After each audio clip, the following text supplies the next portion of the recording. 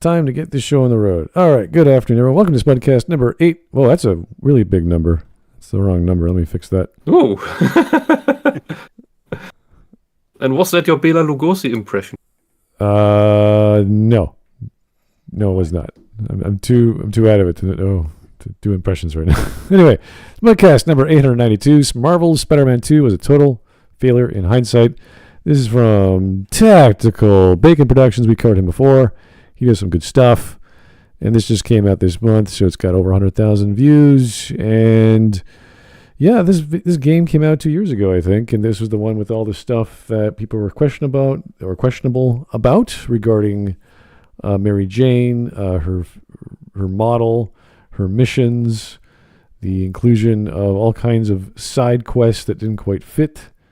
The Miles Morales' girlfriend was deaf, and she had all kinds of artistic skills that didn't quite fit into the narrative, and a bunch of other things that I don't remember. So hopefully Tactical Bacon Productions will remind us of all the things that made it bad. I think those are just story elements. I'm sure there's other things that he'll get into with the gameplay and this and that. But it's been a while, so I can't recall exactly what the game was like. Oh, I only saw the Venom on the left side. I thought it was about Spider-Man 2 and not Miles Morales. Morales, then I know what after your recap, I know what game this is about. Then I can... yeah, Miles Morales is in this game. It comes in the second part of the game, and there's like the two storylines of Miles and Peter. Ooh.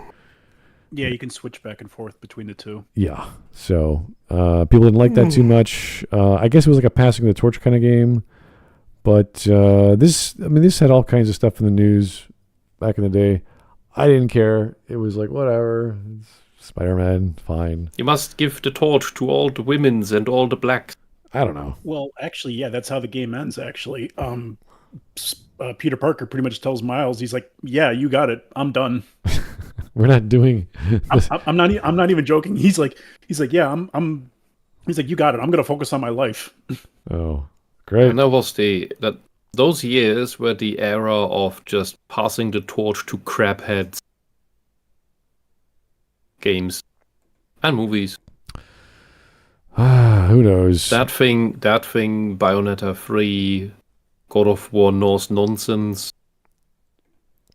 What else was there that did that? The Indiana Jones bullshit movies, new ones. Well, we will see. Ironheart. Oh, jeez. Well, we will see what's going on. This is a 28.5-minute video, so hopefully we'll get some good and some bad. And see. I've actually watched this. Sorry to cut you off, Smud. I watched this last week because I thought we were going to cover it. Oh. So I watched it like earlier in the week. Yeah. And I watched it all the way from start to finish. Great. So. Good stuff. Spoilers. Okay. Yep. Well, we know what to expect with you. Okay, great. Let's go. Bacon. Need some egg.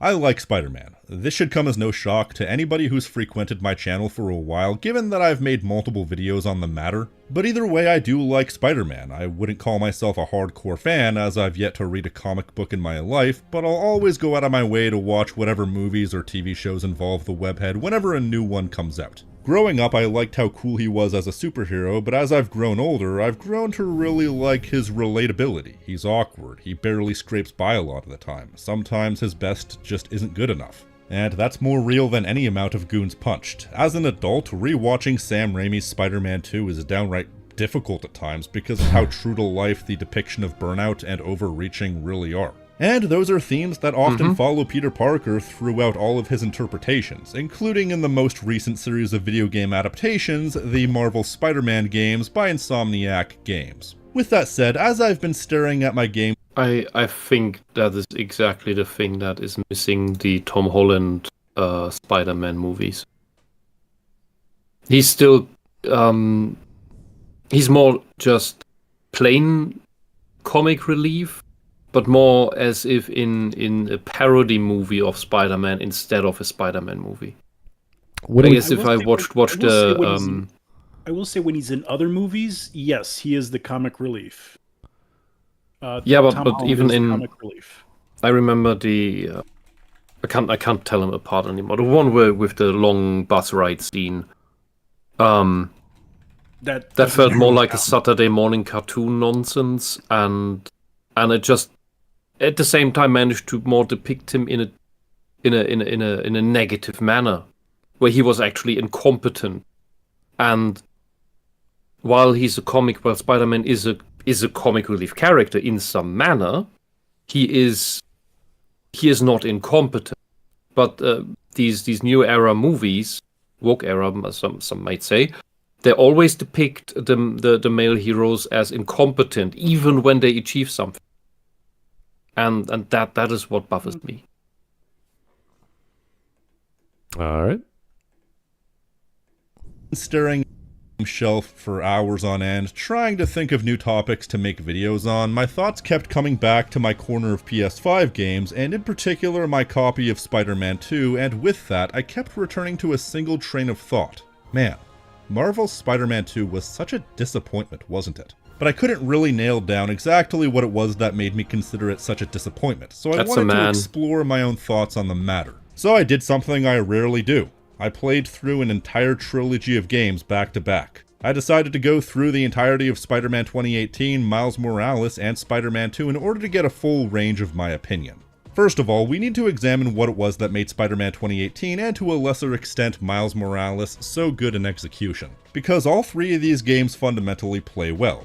They are innately satisfying games where, if nothing else, traversal is thrilling. Say what you will about the combat and those forced stealth segments, but the games overall are enjoyable on a gameplay front. But what elevates Spider-Man 2018 for me is the way they're able to springboard the innately satisfying gameplay into one of the more compelling games I've played off the back of a superbly told story. And what the game really does well, especially in the first 2/3 of the game, is pacing. Getting you to know these characters and why you should care. The story starts off at a point in which Kingpin is finally taken down, sort of starting at the end of a story we weren't privy to. This creates a power vacuum that allows the inner demons to take over. They make you think that this is the main plot on account of it being very much presented as such, but it ends up being the secondary plot in the end. But they make use of this period of time to build up the characters and build up the story. They explore Peter and Mary Jane's relationship and why it didn't work out. They let you get to know the dynamics between Aunt May and Peter, and just how much of a pure, uncorrupted soul Aunt May is in a world full of madness. You learn about Mr. Lee, aka Mr. Negative, and his tragic backstory, and why he so callously turns to crime despite being the owner of the most successful homeless shelter in the city. And more than anything, you really get to know Doc Ock and get to see his relationship with Peter. They're good friends, business partners, and Doc Ock is a tragic person who you can't help but sympathize with. The way his funding gets heartlessly taken away by Norman Osborn, the way it's revealed that his body is failing him due to prolonged exposure to toxins. The build-up is great to the point where you would be mistaken in thinking that it's all set up for a second game, but surprise twist, taking down Martin Lee isn't the end of the game, it's merely the prelude to the payoff with the characters. The unleashing of Devil's Breath causes a state of emergency and lawlessness that threatens to tear the city and Spider-Man himself apart. Suddenly, all these characters we've grown to like are thrust into an impossible situation, including Aunt May, the most innocent soul of all, who's quietly revealed to be dying despite the fact that she is still the one single-handedly holding the homeless shelter together. It's not a perfect story. I think the Devil's Breath chapter could have used some more missions. It felt a bit rushed, while the build-up to defeating Martin Lee felt a bit bloated. So it felt like they could have taken some resources from that part of the game and given it to the later part of the game, but even at its worst, it still gets the job done. And the way they're able to play with your emotions is superbly done, leading to a finale with such complex and nuanced personalities that you can't help but see everyone's perspective, even if certain characters you're conditioned to like, and certain characters you're conditioned not to like. Even Norman, despite everything, comes across as partially sympathetic because everything he's done has been for the sake of his son, who he dearly loves. Quite frankly, after a string of disappointments, it's the thing that reignited my faith in Insomniac games. No kidding, between A Crack in Time and Spider-Man 2018, the storytelling of Insomniac games was universally caught between mediocre and absolute shit. Am I talking about Sunset Overdrive? You bet your ass I am. That shit's ass, bro. Meanwhile, the in-between Quill Spider... I thought you said that shit's Hasbro, not ass bro. Yeah. It's a Hasbro game. Like, what? No, it's not. Alice wasn't the greatest thing ever. what it set out to do. It was a short personal journey for Miles as he attempted to become his own version of Spider-Man distinct from the original. Once again, it's not perfect by any means. It's a quintessential example. So that's the 2020 game, right? I'm trying to see where he's... Because he was talking about the 2023 game previously, right? So now he's... No, he's talking about the 2018 one. Oh, the 2018 one. The first Spider-Man game. Right. So the one with Miles Morales is 2020. It was a standalone. The Miles Morales one was a standalone. Okay. So he hasn't described the 2023 yet. Okay. I'm just like... No, he hasn't gotten there yet. There's so much going on. Like, okay. He's just building up to it. All right. Yeah, he's giving backstory. Example of stories where, despite being completely in the right, the main villain does something so irrationally stupid you have to stop them anyway. But as a coming-of-age story, I think it works pretty well, and with a banger and a lesser banger back-to-back, I feel like that gave me, and quite frankly a lot of people, a lot of benefit of the doubt as far as how we treated Spider-Man 2. We were willing to go into it with the expectation that we were going to enjoy it because we had no reason to think otherwise. And that's why on a first playthrough I found myself kind of going through Spider-Man 2, accepting that there were some parts I was not fond of. But now that we're through the looking glass, so to speak, Spider-Man 2 was such a misguided project in so many ways. I've gone on record in the past as saying that I think good gameplay can make a good game, but it's the moments between gameplay that creates all-time classics, whether that be through the story, the world, or something intangible like art style. So what does that mean in between gameplay? Like going to the hub worlds and finding your mission and talking to everyone on the ship, and then is that what he's talking about? Because I don't know how that works in Spider-Man. Is it like you just go on a mission because the story keeps progressing, or is there like a you go back to your apartment and you talk to your girlfriend and you check your messages? Like what's the idea? I don't think there's a hub in Spider-Man. I know it's open world, but I don't think there's like a hub. I never played the game myself. I just like watched other people play it when it came out. Okay. I don't think there was a hub. Yeah, I'm trying It's fully open world. Yeah, I'm trying to wrap my brain around what he's trying to get at, because when we talk about games like Mass Effect, there's like the actual mission in the story, and then you go into your ship and you talk to everyone. You say, "Oh, that was a crazy mission." You check your messages, you do whatever you need to do. You could check your equipment, and there's hub worlds and there's this and that. You can walk around. So I'm assuming that's the idea. I don't know. And this is what elevates a good game into an amazing game. Consequently, it's also what lowers a good game into a disappointment. So what's the story of Marvel's Spider-Man 2? Well, in similar fashion to 2018, after starting in a rather domestic and mundane introduction, you find yourself in a massive fight for the fate of New York. This time against the Sandman. From here, Harry Osborn appears having miraculously recovered from his illness that was hinted at in the first game, and he decides to hire a recently unemployed Peter at his newly founded foundation, where as business partners, the two of them are going to heal the world.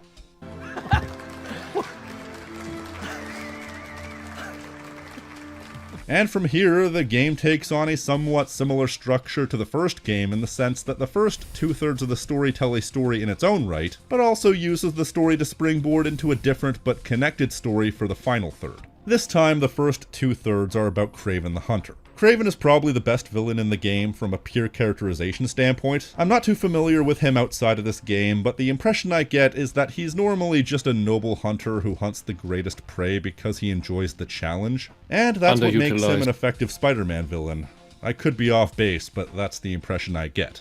In this instance, though, Kraven is seemingly freeing different supervillains, but he's actually capturing them and forcing them into fights to the death with himself. The reason being, Kraven has terminal cancer, and as such he wants to go out on his own terms, losing to a worthy opponent. Meanwhile, it turns out the reason why Harry was able to be cured was due to something all too familiar to Spider-Man fans, the symbiote. But the symbiote attaches itself to Peter and he becomes a total dickbag, while Harry then begins to deteriorate on account of his condition and without the thing that was keeping him healthy. Then, after Miles basically beats some sense into Peter, they try to destroy the symbiote, but it instead attaches itself back to Harry, who then becomes Venom.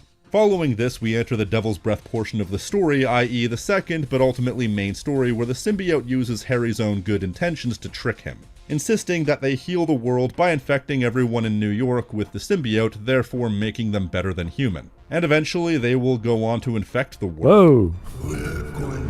That was just a dramatization. That wasn't actually. Yeah, it was just it was all in Harry's head. But yeah, the symbiotes take over New York, kind of like what was that game? It's Prototype? literally Spider-Man Web of Shadows, which came before. Yeah, I've heard people mention that too in the comments. So the symbiote can attach itself to like a tree root system to all kinds of living things, and that's what they wanted to do, I suppose. As opposed to one person at a time and then somehow subdivide. I don't know. It's a weird. It's attaching to pretty much everybody in New York. Okay, that's weird. Yeah. Huh. The world. Write it all down, it's actually pretty decent, but where the game really falters is in the specific structuring. This might actually be one of the most bafflingly poorly structured narratives I've seen as far as AAA video games are concerned, at least of those that could have been good. It was so misguided in so many ways, but pretty much all the ways that it's misguided or baffling can come down to one major issue. The pacing in this game is dreadful. And that can come from different things. The first and most obvious thing would be the mission layout. I want to be clear, I think the whole Sony story game thing is vastly overblown. First-party Sony games tend to have a certain amount of walkie-talkie cutscenes where you're ostensibly in gameplay but have no control over what you're doing other than walking forward. I don't tend to have an issue with this because first of all, plenty of games do it. Second of all, I prefer it over a standard cutscene because at the very least you have agency in your own right to go around. That's not agency. It's the very opposite of agency.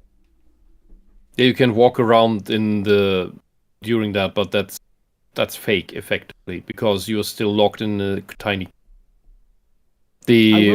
What I like in this too is a Disney park ride, and it is annoying. You can do that here and there once in a while, but if your entire game is just that, it's just fake stuff. Then rather make an actual cutscene where you have good interaction, good animations, but hey, that's work. That's more work, and or make it like if you want an interactive cutscene, go all the way back to Final Fantasy VIII and learn from that. Bad boy. I was gonna say, what they like example God of War here, like that's fine on your initial playthrough, but if you're playing this game again or you're trying to speed run the game, you are going to be like just tearing your hair out at this point. Just like, oh my God, can we progress the story? This is why whenever Assassin's Creed did these kinds of walking scenes, it was only at the beginning of a mission. And then they just let you do the damn mission. Do the Norse nonsense games have a skip button? I have no idea. Neither does Assassin's Creed, but at least in the ones in Assassin's Creed are short. Which is so that God, that is horrible. Oh my God, it's horrible.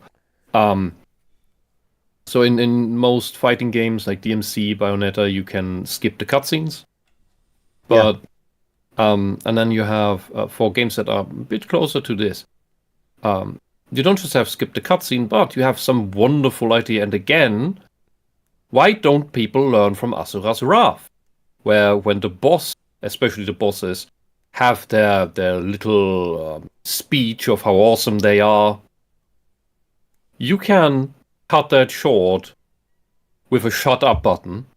That also begins you the fight with some bonus damage. And here you can do nothing. You could Kratos of all people, could just go around and say, shut up, let's get on with it.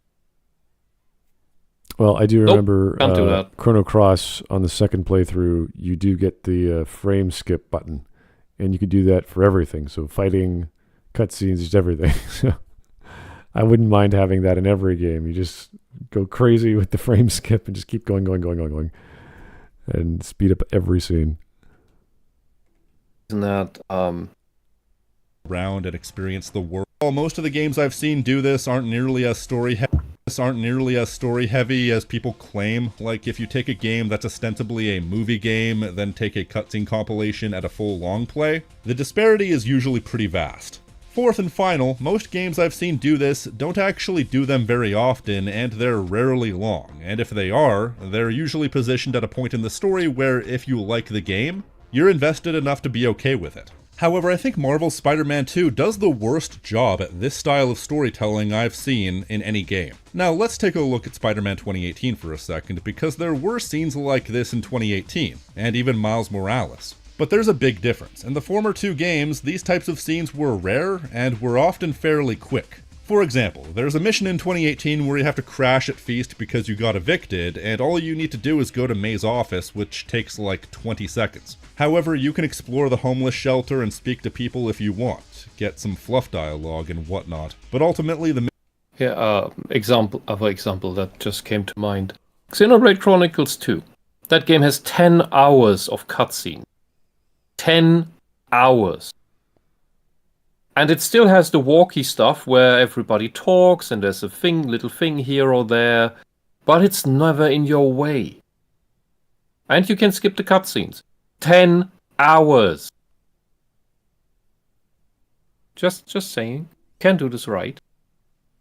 mission is still short, and there was a single example in Miles Morales where you had a slow story mission, but even that was one time, and the main thrust of that mission took 5 minutes maybe. Plus, it was pretty deep into the game. The point is, the action to slow exposition ratio was pretty good in those games. They always make sure to take you back to the action as quick as possible, and when you have to do a slower mission, they make sure to earn it. They make sure that if they have to slow down, it's already at a point where you're invested and are willing to go along with the game.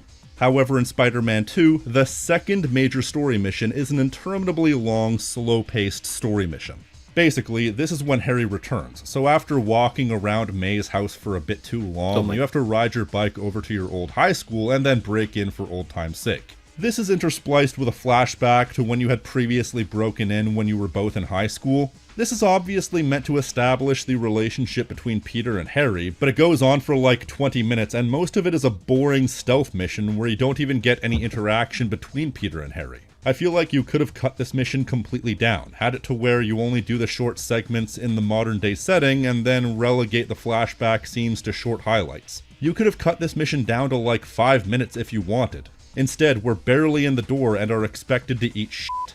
Then only a few missions later, you have a mission where you have to explore the Emily May Institute. Once again, we're barely in the door and we have to walk around this facility for 15 minutes. Later on, you go to Coney Island and walk around doing boring activities until you trigger the event that moves you to the next story beat. And while you aren't obliged to do many of these side activities, you're still walking around for what feels like an eternity. And another mission of this description is the part of the game where you have to walk around the mansion where Kraven and his men are staying and slowly and laboriously trigger the story segment. Well, was it on purpose that those two black women were twins? Or is that just sloppy model use of limited assets? Did you see that, Ginga? Damn. Let's go back a second. Oh, those two right there. Yeah, that. That's the same model twice. They're talking to each other. Are they related? I can only assume. Is that just background asset? Crazy. Yeah. I'll just assume they're twins. Why not? Autism reigns.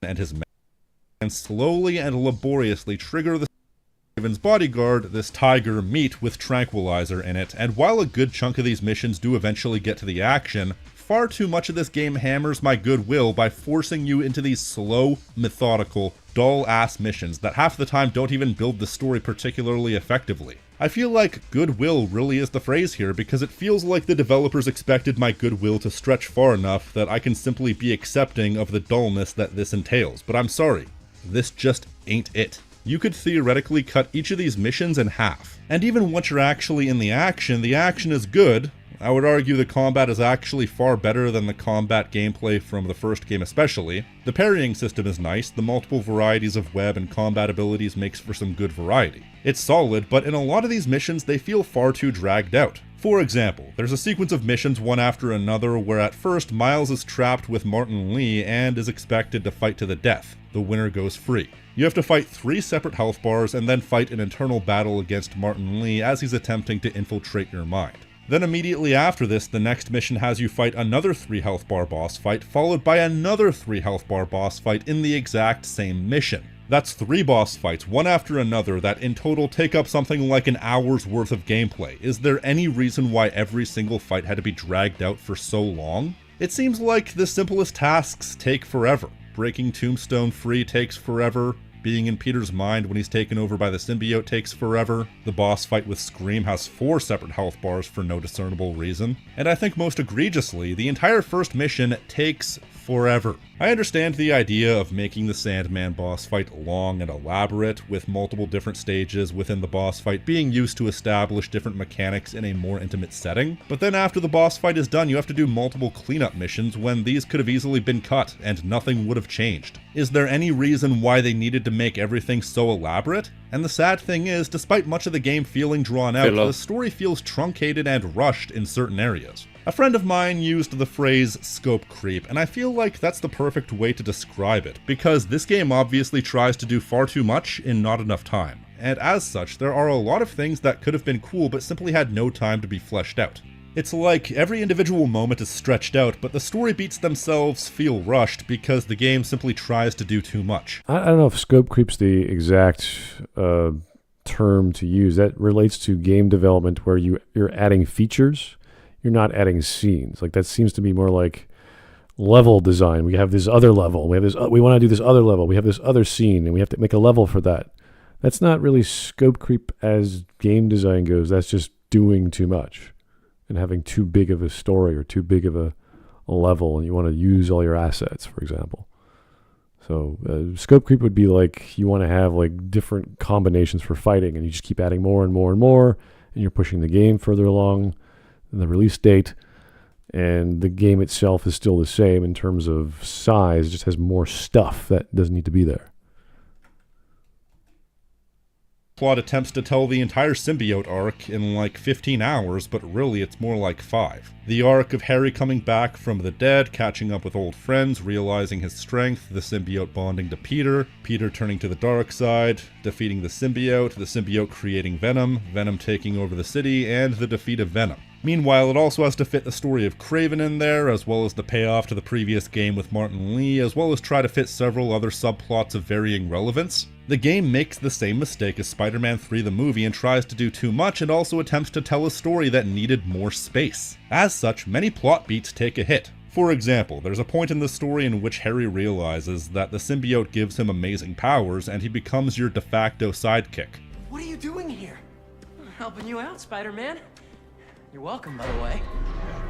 I believe they were essentially trying to do an Agent Venom type deal here, something that a lot of people have a lot of fondness for, but this lasts all of 2 missions before the symbiote bonds itself to Peter. The whole thing about the symbiote is kind of a neat idea. It attempts to manipulate the host by preying on their insecurities, their negative emotions, in order to make the host subservient. And in this case, it makes Peter subservient by preying on the fact that he's still heartbroken over his inability to save all the people he's failed to save, most notably Aunt May. But as for the time spent with Peter being corrupted by the symbiote, this lasts like 4 missions, and in canon, he has the symbiote for all of like a day and a half. Matter of fact, there's this subplot about how Mary Jane needs to write a front page worthy news article for the Daily Bugle to keep her job, and she needs to do it within a week of the game starting, and she decides to write a hit piece against Spider-Man after one battle with the lizard causes too much destruction, followed by a snarky conversation that Peter has with her. And that's the impetus for her writing a scathing news report, and then later they do this thing where the symbiote attaches itself to Mary Jane and she becomes Scream.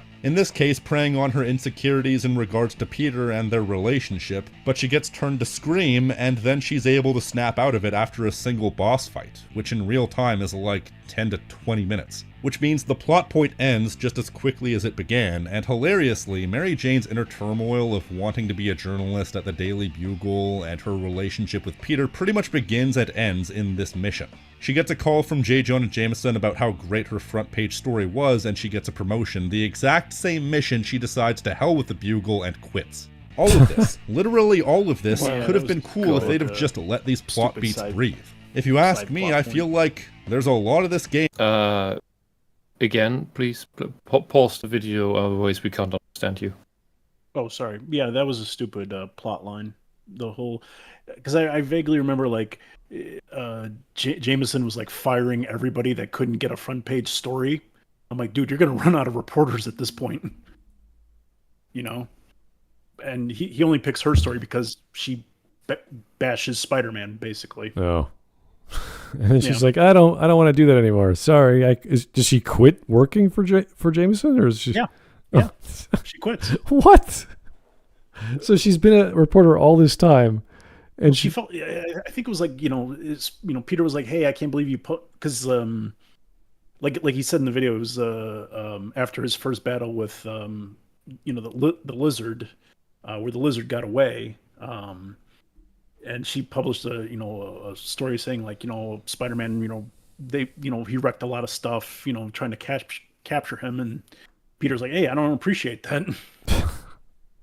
Oh, I'm going to throwing Peter under the bus after everything they went through in the first game, hooking back up. Oh God. Yeah. That was terrible in the first game too. They were already broken up in the first game. When the game and then by the end they got back together, and then she throws him under the bus here. Right, and the reason why she broke up with him in the first game was because she said, I didn't appreciate you saving me all the time. And Peter's like, yeah, but you get yourself into these situations. Yeah, I don't appreciate you saving me all the time. Well, you get into trouble all the time. What do you want me to do? Yeah. Leave me to die, so I can be a strong woman. Let me. And she actually finds herself in a tough situation where she has to get away from what's her name? Sable. Oh yeah. Yeah, Sable, and she throws herself off a balcony and telling Peter, "You got like 10 seconds to catch me." Although, ironically, in my opinion, that's the only one that actually works. Right. But still, it's like she bashes him for saving her all the time, and then she's like, "Okay, now you got to save me." But notice how they don't. Standard borderline woman behavior. Oh, remember, bad boy, they don't mention that whole "stop trying to save me all the time" thing after that. They stop mentioning it after that point. Yeah, they're back together after that. Exactly, especially since I think that's the DLC at that point, isn't it? I'm trying to remember. No, that was the main game, I think. Okay, yeah. Yeah, because it was a stealth mission where you play as Mary Jane. So with this, did I get this right? Mary Jane starts working at the Bugle, which is Peter's job. No, mind you, that was already. Sorry, go ahead, Beta. Okay, I'm sorry to cut you off, but no, in this game, Peter actually, when the game starts in Spider-Man 2. Peter actually manages to get a job at the high school as a teacher. And that's when Sandman attacks the city, and he leaves the class. And when he comes back, they're like, "Hey, you abandoned your class when we were evacuating. You're fired." And it was his first day. And I think he was running late too for some reason. But they fired him on his first day. That's like, nope, we're not giving you a second chance. You're fired. Yeah, the whole thing with Mary Jane having the job at the Bugle, that was already a thing from the first game, because as part of the backstory leading up to the first game, Peter had the job originally, but after some time being Spider-Man, he was fed up with the Bugle throwing him under the bus, and he quit. Is there any other Spider-Man iteration where Mary Jane worked at the Bugle? I think this is the only one. Oh, no, okay, wait. There was one other one. I'm trying to remember. I think it was the Ultimate Spider-Man cartoon. Okay, because otherwise I would have thought this fits into the girl gets the job of the guy and is better at it than him. I think, mind you, they do address it in the first game. It's like, really? You have the job at the Bugle, even though I quit from that years ago? Yeah, because that's this is the game where they turn Mary Jane into Mary Sue, right? So that's this game, yeah. That was the first yeah, game. and that's what this would fit. So she works at the Bugle, gets front page story done, and then she becomes even more of a, which is I'm my own woman, I'm strong and competent, and then she gets even more stronger and competent by quitting the job. I would say, actually, yeah. Well, actually, she does say to Peter at the beginning of the second game, when she tells him that Jameson's firing everybody, that she's worried that she's going to be fired next if she doesn't come up with a good story, and she's struggling, and then finally she's like, well, why don't I just write a story about Spider-Man, being, losing the fight, and yeah, that's what gets her the front page, and Jameson's like, oh, write me another one. It's like, does she, it's like. I think, but yeah, he is right. It's like she gets the job, and then like hours later she quits. After that whole, boss fight where she turns, she gets, I don't know, not infected, turn into Scream. Yeah. Well, yeah, but this is all after she's like a model. She's an actress. She's a singer. She's a waitress. No, not here. Not in this continuity. She skipped all that. Okay. Yeah, not in this continuity. I don't remember what she was doing in the first game because it was a while ago. She in the first game she already had the job at the Bugle. She was the reporter. I know that, but I don't know if she was doing anything before that. Before I don't recall in the continuity. My issue here is that frontline worthy here by Jameson is not as usual, where he just wants Spider-Man. He prefers Spider-Man bad, okay, but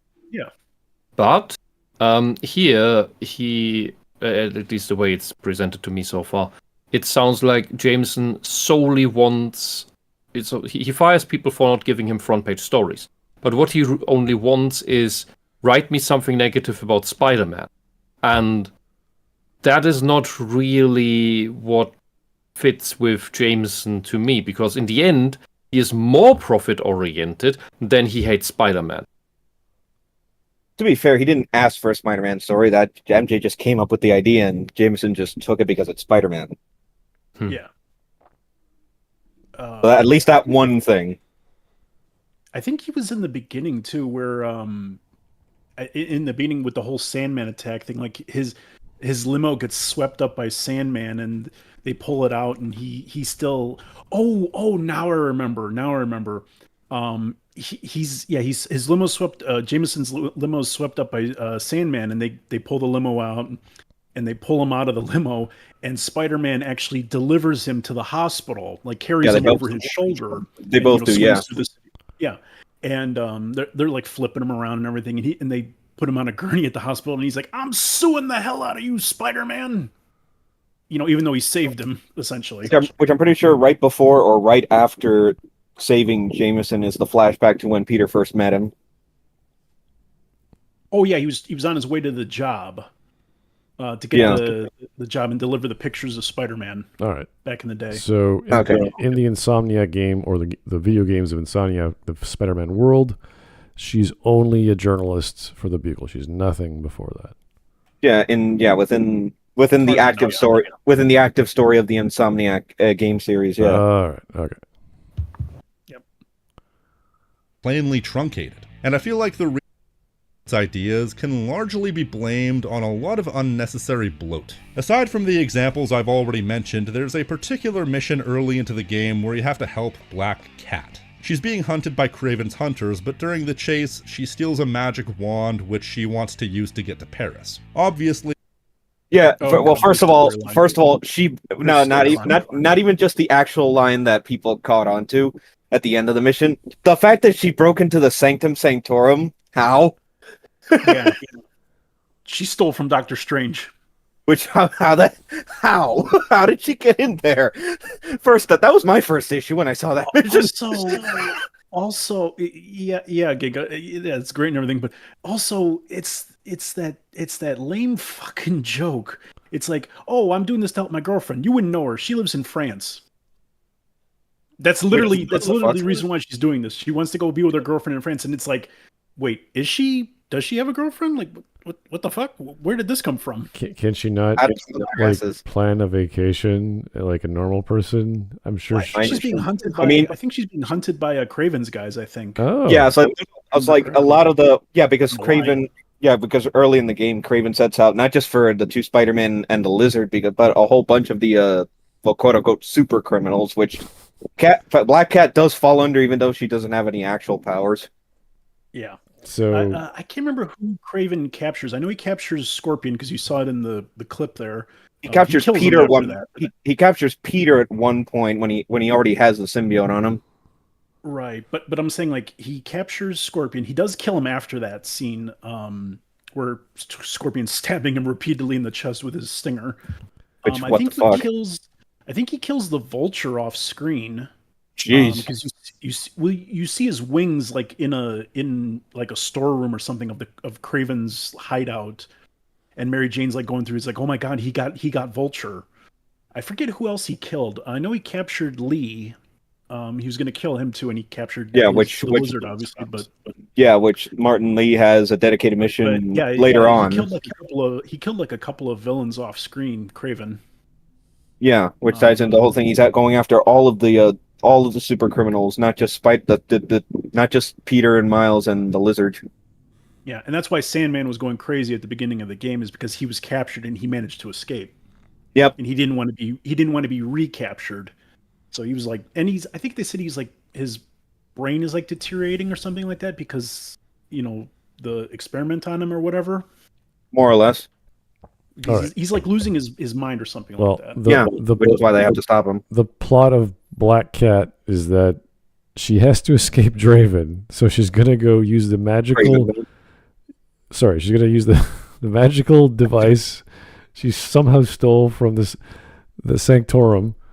Which again, my question is how the hell she got into the Sanctum Sanctorum, which is a teleportation tech magic. Which honestly, which in my opinion is just as a big of an issue, if not a bigger issue than the girlfriend thing. Okay, but just saying she has a girlfriend does not mean a sexual partner. It just means I have a friend that's a girl and wherever. Well, they don't out of nowhere give you any details on it. I know, but the fact that she says that and you're like, wait, aren't you being tracked by this headhunting guy? It's like, yeah, I know, but I want a magical artifact to make me teleport. And by the way, I'm going to go see my girlfriend in Paris. It's like, well, why don't you not tell me that? And don't tell anyone you have a relationship with anyone, and just teleport and get the hell out. Like, what? Not to mention whether or not Alicia is also on Sable's hit list at this point. Well, I think I remember from the DLC, the DLC where they introduced her in the first game. She implied to Peter that she was pregnant with his child. And then it turned out she wasn't. You get to the end of the DLC and she's like, haha, I lied to you. But, it was for a greater, good or whatever, to capture this one criminal. Which she was also being hunted by, Hammerhead? Yeah.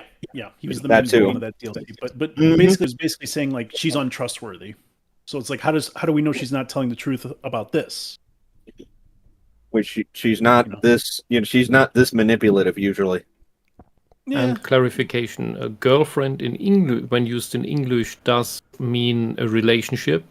Not necessarily. Not just a friendship. Yeah. Usually it does. And when these people write it, it always does. And unlike in German, where it can be either. Right. Yeah. I think they were trying to imply it that they were in a relationship, but they never expand on it. I know it's just a silly thing to say. They don't even tell you her name. Yeah, they don't even tell you the girl's name. When you're trying to evade someone who's trying to hunt you down or kill you, it's like, I'm gonna go away to my girlfriend in another part of the world. It's like, just say you're trying to not die, okay? And you want a magical artifact to do. It's like she could have gotten a magical pair of boots or something to make her run fast. It doesn't matter. Like, it just. Yeah, that wand. That one has the same power as his sling ring, Strange's sling ring. It creates the portal. It might be the Wand of Watum. I have no idea. Yeah.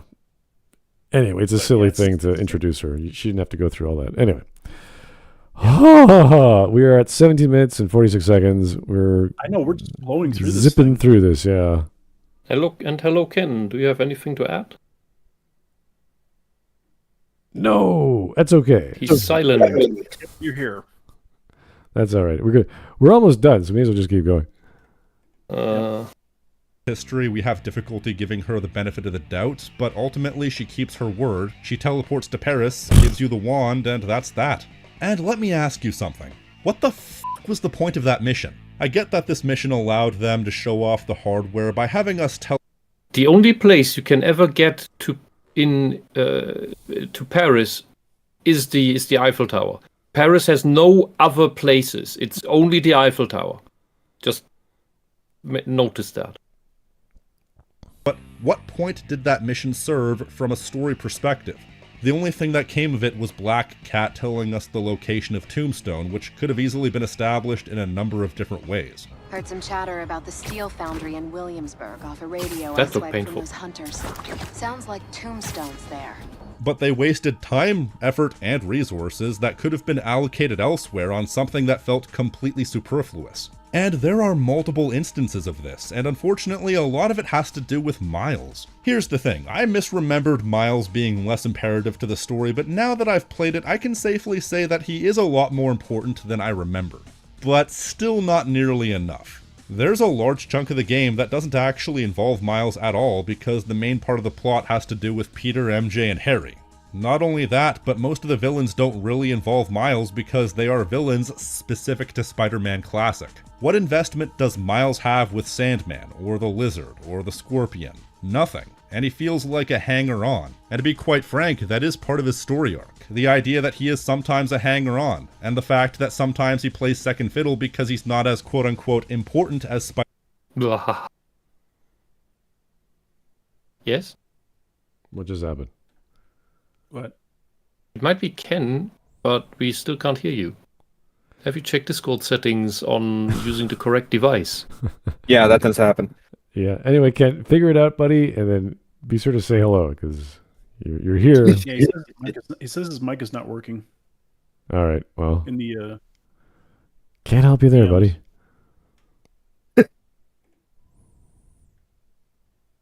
Man, we managed to rescue Tombstone before Craven could get his hands on him. We? Oh, long story short, my buddy Harry, he has some sort of power suit. Get all kinds of. Is that his playstyle, or is He's gonna be the a big game help really with these just so hunters, that's for non-fluent? Wait, is he that's his one of us playstyle. now? Sort of. It's all happening fast, but we'll talk later. Gotta run. Talk later. He says that a lot. But the idea of establishing something like that is you're supposed to subvert it, not reinforce it by not giving him enough to do for 2/3 of the game. It's to the point where there are multiple instances where you're obliged to play as Miles and have to do what is ostensibly a main mission, but is only a mission that establishes a string of side missions. The most egregious of which, in my opinion, would be the mission on Coney Island where you have to test out the Mysterium, where among other things you have to do a 3 or 4 minute rhythm sequence. That looks annoying. You have to play a rhythm game. Oh no. Yeah, and this is. Yeah, a lot of what they give Miles in this game just feels like they wanted to do it for his solo game, but it got carried over to here. And it's just stereotypically black stuff. Test, hello. Hey. Hello. Hey. Hey, it's working. Great. Cool. I think I paused before because I wanted to disagree with the point he made about Miles. Do you still know the point?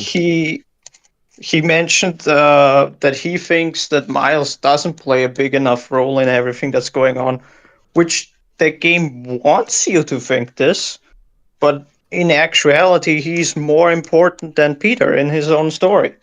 Literally Because as early he as the gets to Sandman do fight. all the things that Peter is supposed to do. Like Peter doesn't even get to finish his symbiote arc with the black suit. That's also Miles that helps him do this.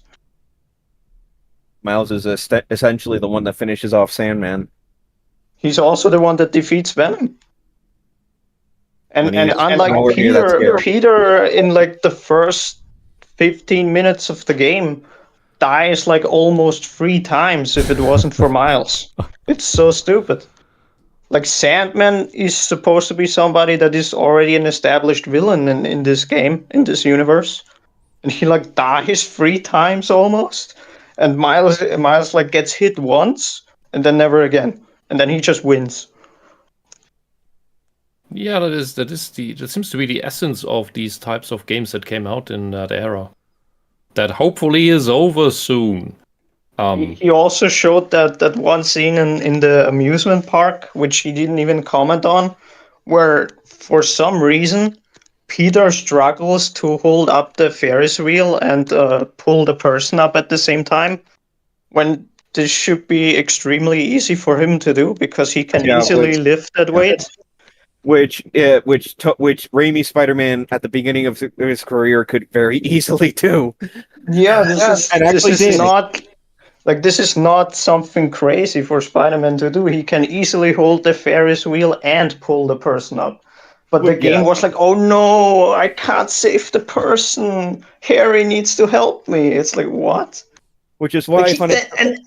And they made it worse because Peter was like, he was okay with letting the person die. He would never do that. He's like, oh, I'm so sorry, I can't save you. It's like, what? What are you doing? Which is like, I always find it funny when people compare Insomniac Spider-Man to Raimi Spider-Man, and I'm just like, Insomniac Spider-Man with 10 years of experience being Spider-Man doesn't hold a fucking candle to Raimi Spider-Man with less than a year of his career. The thing is, they even like nerfed him in his own universe, because in the first game he was like soloing the Sinister Six, and now he's like dying to Rhino, he's dying to Sandman, he's like dying to Kraven. With one hit he just gets stabbed and dies. Dying to Rhinos. Which, by the way, this is how the symbiote arc in this game starts. Kraven kills him. He stabs him once and he just dies. Yeah, and then the symbiote revives him and he gets the black suit. So in this universe, without the symbiote, Peter just gets stabbed by Kraven once and dies. And not being able to lift somebody up is absolutely laughable, because the weight of a human, which is around 80 kilograms, is that's nothing to Peter. It's a featherweight. Which, to say again, to bring up Raimi again, it's like Peter without the symbiote like gets beaten with one stab, as opposed to Raimi Spider-Man, after he loses the black suit and Venom is already a thing, can easily 1v1 Venom while falling off of a construction site building. It just doesn't even make sense logistically from the same universe, when in the first game, in the prologue, he was fighting Kingpin, who should be stronger physically than Kraven. Because, like, the thing with Kraven is that he's not supposed to be, like, this gigantic, strong mass of a man. That's not usually how he's supposed to be portrayed. That's more of, like, a Kingpin thing who has, like, Kraven makes this up for extreme muscle mass. Yeah, Kraven makes up for the lack of strength with skill. Yeah. Skill and experience. Also, so the fact that this is basically a second Kingpin and she just gets one shot and dies is dumb as fuck. Like, his spider sense doesn't react. He doesn't even react to him. He just walks up to Spider-Man. He looks shocked. He's like, oh, and then he gets stabbed and dies. It's the most pathetic scene I've ever seen. Also, I was going to mention another thing is Venom is the reason why Kirk Connors lost his arm. Oh yeah, that too. Yeah. They do the backstory where the meteorite crashes to Earth, and Norman sends his team out there to go and get it, and Connors is working for him at that point. And Connors, who's supposed to be like a very smart scientist, decides to touch this oozing black liquid thing with his bare hands. It then latches onto his arm, and then he starts screaming at the security team to shoot it off his arm. And then that's how he lost his arm. The characterization of the symbiote is also extremely the characterization of the symbiote is also extremely weird in this game. Which is surprising for modern Marvel, that they decide to make it like they just straight up make it evil. Which is really weird. Which I swear to God, if you were going to have like as many like flashback missions as it did, you could have literally just had a flashback mission of the shuttle crashing on the bridge and Spider-Man saving John Jameson and the alien escaping somewhere. Yeah, but the thing is, like, the symbiote is just evil from day one, which makes no sense, especially in the same game where you decided to have Carnage for some reason. Which somehow Raimiverse managed to make evil symbiote work better somehow. They somehow made the Raimi Venom arc better, which is so weird. I never thought I would say this. We mentioned that last time too when we did the Oppaben video on this game. Also, they made forgot Venom kind of like Superman a bit, where the meteorite that he came in on also hurts him. Which is stupid. Yeah. Oh yeah, the fucking he wants to destroy the shard. That's how they defeat Venom in this game. Which the most any other version of Venom does with that is in the game for Spider-Man 3 Raimi-verse, where it's a collectible that if you get all of them, you get the black suit permanently. That's the most any other version does with the meteor that Venom comes down on. All right. Let's keep going. Here's some super chats I missed. Here's from Deadly Duke. Appreciate the streams help for shift work. Okay, thank you, sir. No problem. And this one's from the Threadnought for the 10 pounds. Thank you, sir. Miles Morales is and has always been just a self-insert Mary Sue in a nice outfit.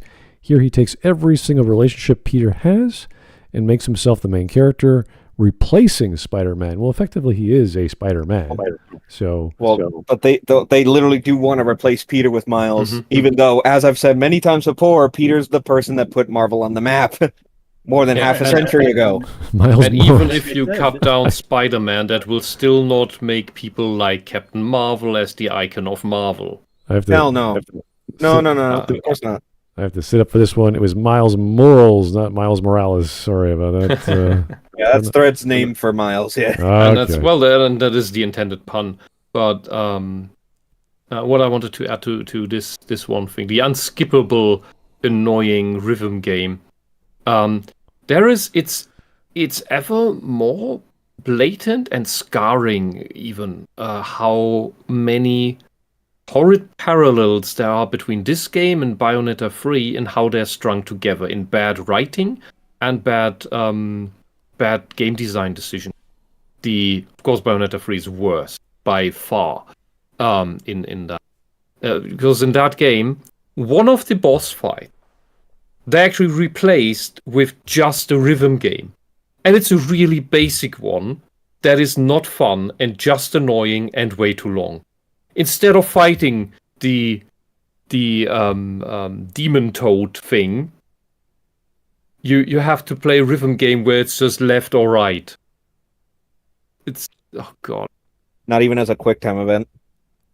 Because they keep hiring all these weird devs. It's like all these mini games in Spider-Man 2 is also so weird that they add like bike riding and basketball, and it's like, why? Another thing is with Spider-Man, it's you have this open world where you have all these mini events in where that's something you have in many of these from the GTA games, Saints Row, or even Brutal Legend.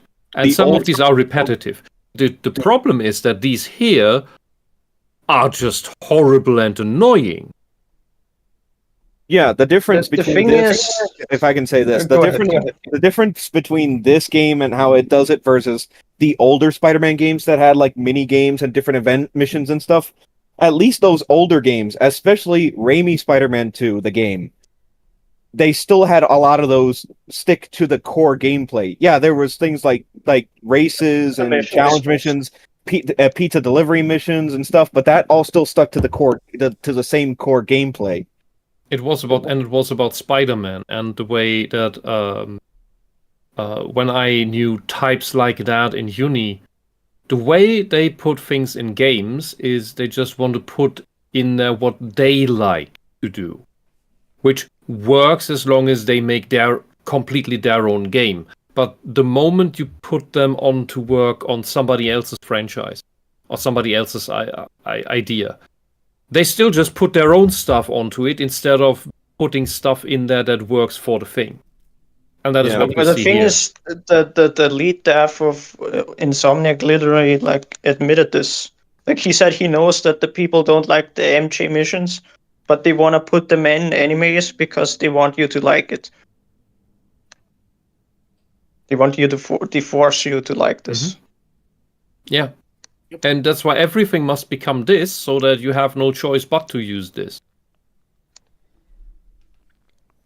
All as right. opposed to the older Spider-Man 2, where as silly as the pizza delivery minigame is, that still makes sense Also, with Peter's the thing with regular the life. minigames is, like, I wouldn't even mind them too much if they didn't make the open world worse than it was in the previous games. Like in I think even in the Miles Morales game, the open world activities were better.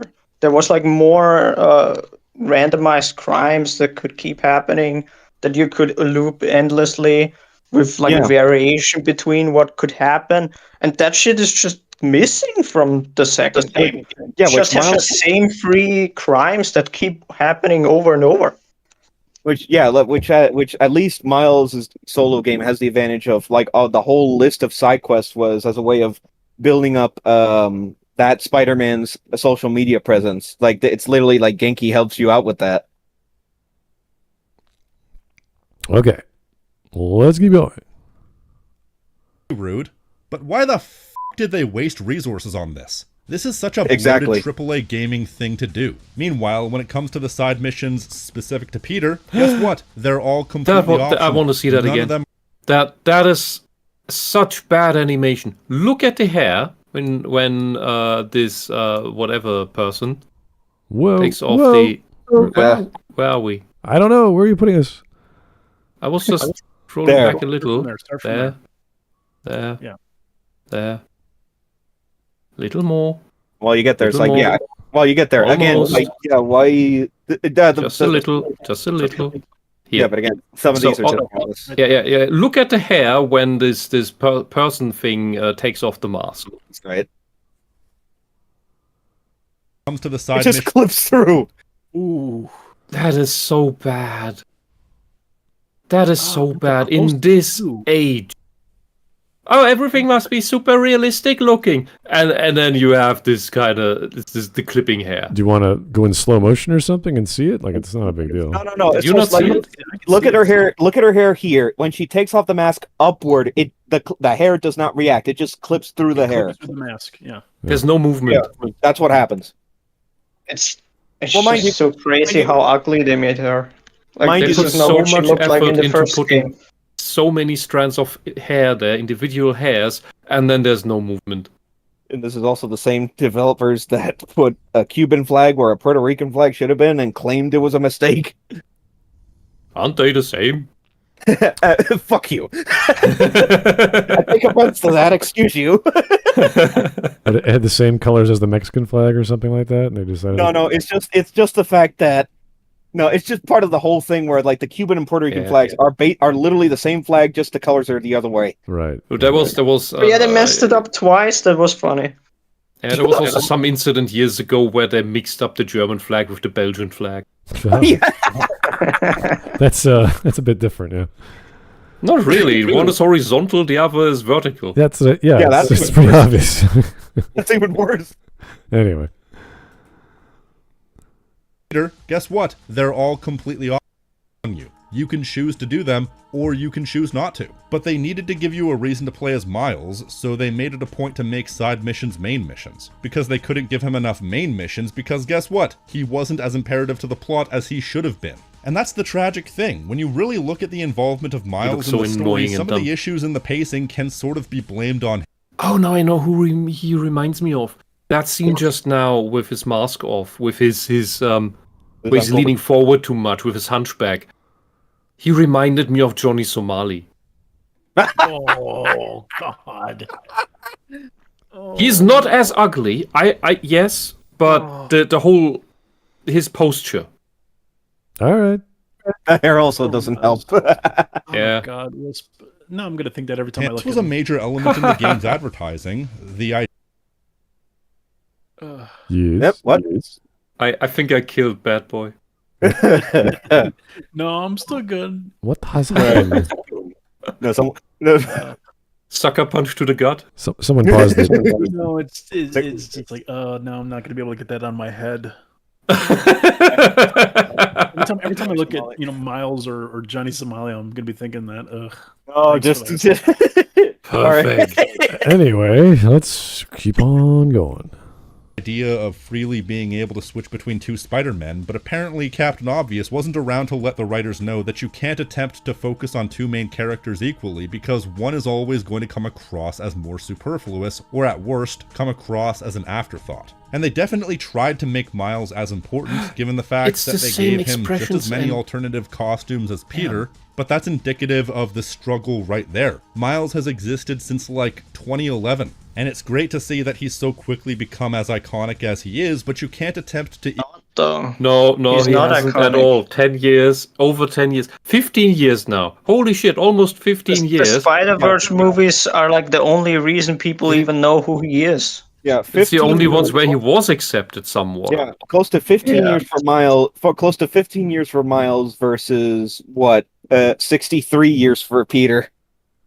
Yeah, he mentions Imagine this game had come out in the year 2000. Then Miles Morales' debut would have been in 1985, before Chernobyl happened. That Funny thing is, if That this is was an like eternity. an older game, people would just think the character was invented so that you can play co-op with them. So that it's a second player character. There isn't even co-op in the game either. Yeah, that's he is not, and Miles Morales is not on the level of Luigi. Luigi has so much more character, and he doesn't even speak.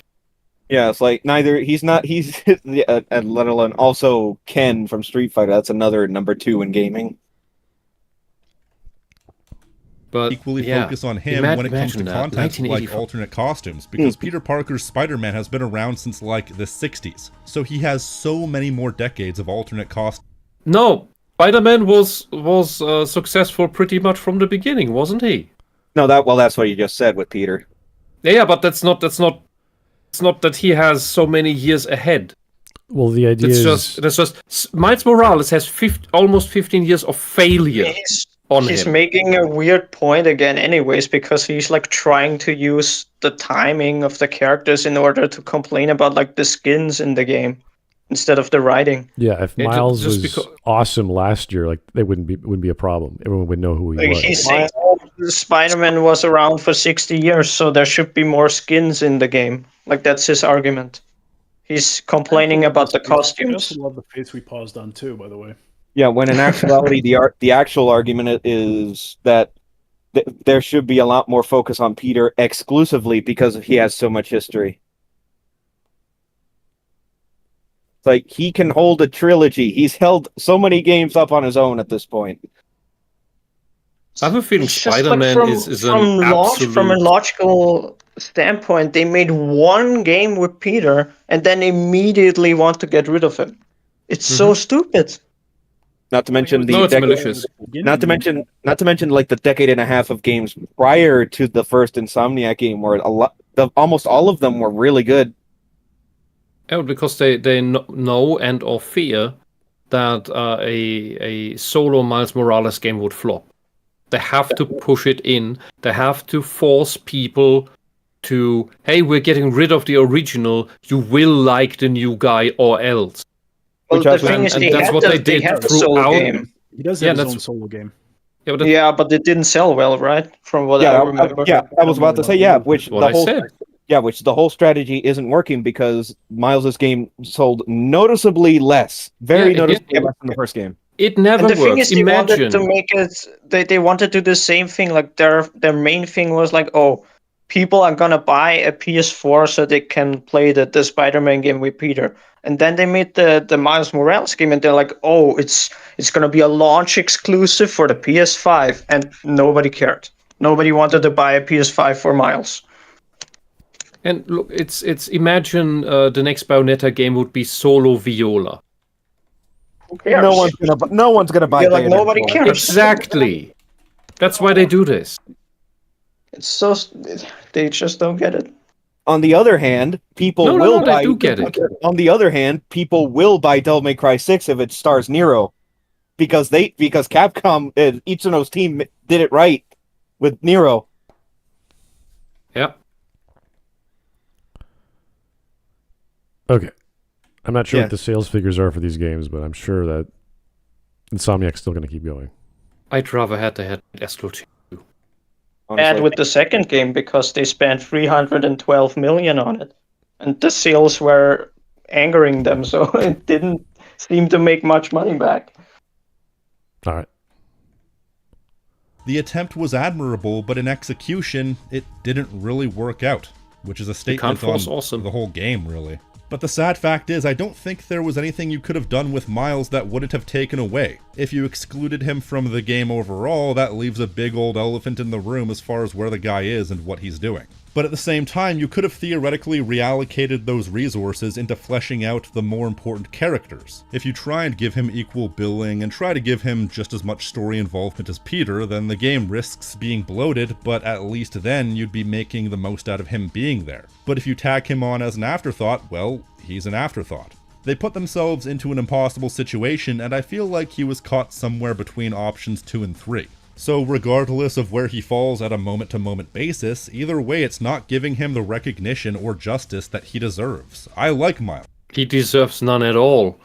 The way he would have been utilized right would be rarely and sparingly and only in good moments where he makes sense. And that's it. Yeah, so I could have also used him as a way of taking Peter to a larger scale in terms of the story. Yeah, like just have Miles around, like doing like the basic street level stuff, so that they can do much more grander stuff with Peter. Also, I just figured something out. I thought of this regarding his skin point. It's not even just the years about like the costumes. You can directly see the difference in the quality of the artists that used to make Peter's costumes and all the costumes from Miles. Like, you just directly see it. No, the comparison was already there in their solo games before this one. Yeah, but I'm just talking like from the comics, you could see at what point all the talented artists just weren't there anymore. Yep. That's why all the Peter suits are so iconic, because that's when the good people worked in Marvel.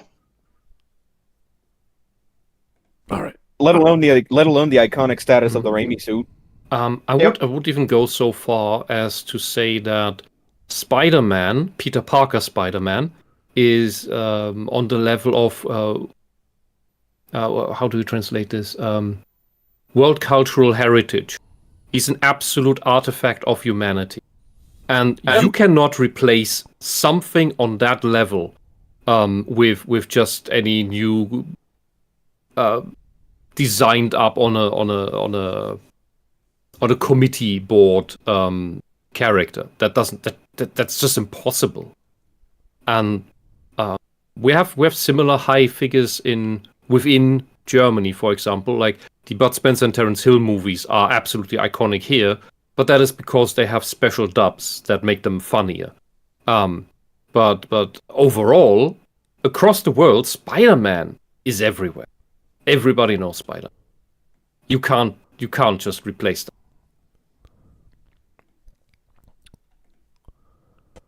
I thought he was really good in his own game, a game where he had relationships with all the characters, a story relevant to him, and when he actually has something to chew on in this game, it's some of the best storytelling this game has to offer. He had a quiet character arc going on in the background between himself and Martin Lee. At one point he has to rescue Martin, but he hesitates because he feels that Mr. Negative deserves to drown. Much of his dialogue after that involves him considering what he would do if he had the chance to face Martin Lee again. Someone got him out. I know what you're thinking, Miles. This is not on you. We can't let him live up here. It's just another kind of prison. It's not that easy. Never said it was. And he comes to terms with his feelings. That they made the black man talk about a metaphor with prisons. Maybe you just don't commit crime. Like, that is his uncle, in all fairness. But still, the Prowler. They took the black uncle and he made a metaphor about being in prison. The black don't commit crime. It's not hard. Just don't do it. The black former supervillain uncle. Yeah, he was the villain. That's Prowler, Aaron Davis. Yeah. Yep. And it's not a negative prejudice stereotype. I mean, we got those people here now. And what do? They commit crime. Part of town here had 3 supermarkets, 2 shut down because they were stealing so much they don't even have baskets in there anymore because they were stealing the baskets. Just stop the crime stuff. It's bloody hell. Then you don't need to cry about, I have to go to prison. We all go to prison. Yeah, stop stealing. Yeah. Anything to kill Martin Lee for what he that holding on to your anger will only ever bring you more pain and suffering. So while he knows he can never forgive Martin, he's able to let go of his anger, and this also leads to Martin Lee's character arc where he goes inside the head of Miles and is able to see the suffering that his own blind desire for revenge against Norman Osborn has wrought. They end up working together to save Peter, and Martin ends up turning himself over to the police as a signifier of him turning a new leaf, hoping to be able to one day atone for his sins. It's a good story arc that bubbles up in the background and is given proper screen time, proper build-up, and proper payoff. The same would go for Kraven. After refusing to die in a hospital, he finally finds a worthy warrior to fight and die at the hands of with Venom. That's another story that's given proper build-up and is paid off in a rather satisfying way. But the sad fact is, neither of these things are the main plot. So good as they may have been, you're still dealing with the issues of simultaneous bloat and truncated storytelling. And the biggest casualty of this would be the entire story of Venom and the symbiote. Let me be clear here. While Venom was only introduced in the 80s, I don't think it's controversial to say that Venom at this point is the most iconic Spider-Man antagonist, full stop. And they completely wasted it. They took one of the coolest characters in comic books and made it so that from introduction to defeat, he was there for maybe 2 hours of gameplay. I remind you, those 2 hours included an entire story arc in which symbiotes took over the city, which, if they weren't specifically ripping off Web of Shadows, it certainly felt like they were. Then again, Web of Shadows was probably based off some other older comic. It's one of those facts. It was a Spider-Man take on Sacred Invasion. Well, excuse you. He says at the beginning of the video that he hasn't read the comics, the Spider-Man comics. True, He's played a lot of the games, but he says he hasn't read the comics, so he's not as knowledgeable about the characters. That's fair. I'm just saying for everyone that it is basically a Spider-Man and symbiote take on Secret Invasion. That's all I'm saying. Web of Shadows also had a better story. Even Spider-Man 3 had a better take on Venom, and that movie was ruined solely by his inclusion. I'm still mad Web of Shadows never got a sequel. They had really cool ideas for it at the time. I mean, mind you, the canon ending was most likely the best ending where the symbiote's destroyed and you end up with MJ, so I don't know how they could follow up from that. Should have involved McFarlane more in the development of Venom. Honestly, they should have. Yep. The mind. I can't fully reconcile it. 2, maybe 2.5 hours? All for the Venom story arc? I understand that with the story playing out the way it did, there's only so much that you could have done. Once the symbiote was taking over the city, there's only so much story to mine from that other than stopping the symbiote. But surely there were ways to extend the story arc so it didn't feel so rushed and so half-assed.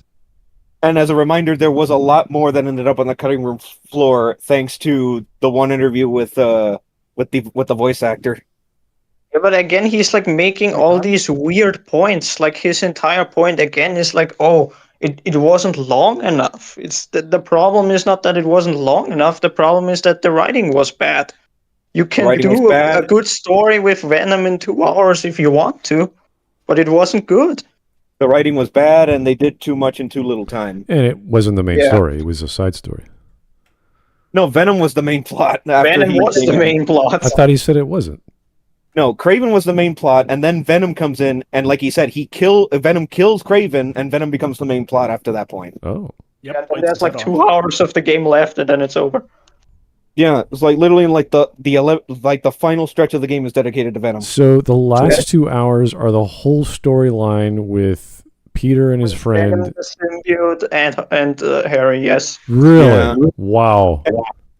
And again, there was the one interview with Tony Todd, the voice actor, that revealed that there was a lot that was left on the cutting room floor with Venom. Which is sad. Well, you could tell that they removed things because they had that one pre-launch trailer that showed something that never happened. where like Miles and Peter were like fighting him on the streets and like destroying buildings in the process. Yeah, which in itself was teased in the announcement trailer. Yeah, and it was on daytime too, and the entire finale is at nighttime. Yeah, there was a lot of changes in development mainly with the Venom stuff. And they removed all of that because of the MJ missions. That's crazy. Because the one guy at Insomniac has a fetish for MJ. So he wanted to make the MJ mission, so he removed Venom's story. That's insane. Is it like which not even Raimi did in Spider-Man 3? So is it like a 15 to 20 hour game, and it was like cut off by like 2 hours? So it would have been like 22 hours or 24 hours? The entire story is like maybe 6 to 10 hours. Wow. Yeah. Oof. But that wasn't the just Venom because story he had is 2 hours of it. And it was just because he had a thing for MJ. It was also because they used the trans employee as the model for this MJ. And so, of course, this MJ also had to get a Mary Sue plot. Which made absolutely no fucking sense in regards to how Mary Jane goes up against a bunch of armed thugs. Well, she also fights symbiotes. Yeah, what the hell? With that taser gun of hers. The funniest things that a lot of people who played the game mentioned is like that MJ in gameplay is stronger than both of the Spider-Man because she can one-hit kill the enemies, and that you can't do that as Spider-Man. Yeah, and she's a normal human woman, not a superhero with enhanced strength that is close to Hulk and Thor. Which, mind you, even Web of Shadows did that during the boss fight against Symbiote Black Cat, and yet that still did that kind of MJ better. Because that moment was earned. That was valid. Because in Web of Shadows, that moment was earned for MJ to do that. Spider-Man, they just did the cool thing. They just did the cool thing at the time, which is like, okay, the sidekick girl, she gets a shotgun. It's like, yeah, that's how we do it. They also did it as part of the boss fight, where you, in addition to fighting Black Cat infected with the symbiote, you also have to protect MJ at the same time. So they at least made it a mechanic in the boss fight. Yeah. If you only do the Princess Leia takes a gun and shoots a stormtrooper, totally cool. But if you do it like this here, then it's not cool. Then it's just, what the fuck are you doing? Exactly. There's a difference in, okay, the person that normally doesn't fight is in a situation where she now needs to be able to fight, versus the thing in the game where it's like, oh, MJ actively goes out of her way to start fights on purpose. It has to remain in... within the capabilities of the character, within the believable capabilities. Otherwise, you break suspension of disbelief, and this broke suspension of disbelief. Whereas the way Web of Shadows did not break suspension of disbelief. And it made and I can tell you, the counter argument will be, oh, but it's all fantasy, it's all fiction, anything goes, you can do anything. Look, there's magical people. Yeah, but Mary Jane is not magical. Then why doesn't Mario show up at the end and jump on Venom's head and defeat him? Well, he could, and he could come by in an X-wing. True. Optimus Prime shows up and says Autobots roll out. Although the Transformers is a little more considering. And then Optimus transforms into a jet and flies away. And then the Iron Man shows up and says, "I'm Iron Man." Which is another question with this whole franchise. Where are all the other superheroes? God, this is you just reminded me. That's a general problem of This is actually these the things. most egregious part about these 2 hours. So in the Black Cat fucking stupid lesbian reveal thing, they established that there's people in the Sanctum Sanctorum. They just came back. And they do nothing in the symbiote invasion? What the fuck? Yeah. Which again, Web of Shadows did an in-joke with this, where Tony was away, the Fantastic Four were in another dimension. What was the other one? Hank Pym was busy. It's like Web of Shadows did acknowledge the other heroes in a gag, and it was funny. But they also had other heroes actually in the game. Like Wolverine was in the game, Luke Cage was in the game. Yeah, Moon Knight was in the game.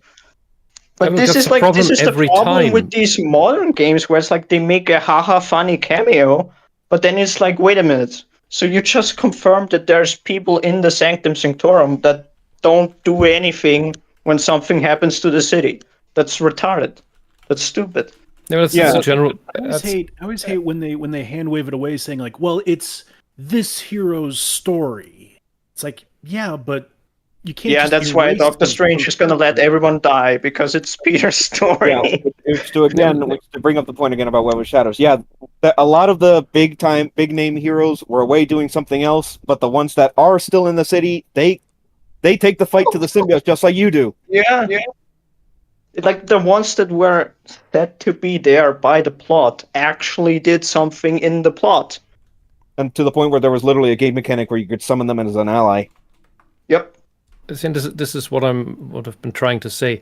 This is a general problem of the US comic heroes worlds that has not been addressed, that has not been updated into modern times, if you will. And I mean proper modern times, not the bullshit socialist modern times. In that they're not all standalone within their own universes anymore. There has been enough established stories where we know that these groups of characters definitely know each other, definitely are in the same world. And that is why we have to, or the authors have to write stories that involve them, where the others also react to things. And yes, you can have some of them currently be busy with something else somewhere, but in a way, they would also wonder, well, there's so many other people. Do I actually need to bother if there's a threat at home? Probably not. There's like 15 other heroes who can do stuff. Yeah. But the comparison is the Japanese have answered that problem in various ways, of course. For one, not to make stuff endless and iterating them over and over. But critique it all you want. My Hero Academia, which starts with a world full of heroes. Okay, that would be the X-Men world. But in that, everyone is involved. You have focus on certain heroes, but all the others are also present in that world. They do things, they react to things. Same with One Punch Man. People are around. And in the Marvel and DC comics, way too often the problem is, oh yeah, for the story, we just ignore that all of the other characters even exist. We won't even ask them for help. And every one of these heroes in their stories sometimes even travels all around the world. They never meet another hero. But they face, especially when they face world-threatening threats, they're still alone. And not only that, Wisp, they're willing to help. They'll help you out. Like, hey, do you need a hand? Do you want some help with this? They'll help you out. Which literally happens in case of Marvel, does literally happen in the Ultimate Alliance games, where you meet new characters and they're added to the roster. I was going to mention that because there's like 4 or 5 Ultimate of those. Alliance was great. Yeah, over the years, and the stories go on as that you as each chapter continues, they introduce Wolverine or they bring in Spider-Man.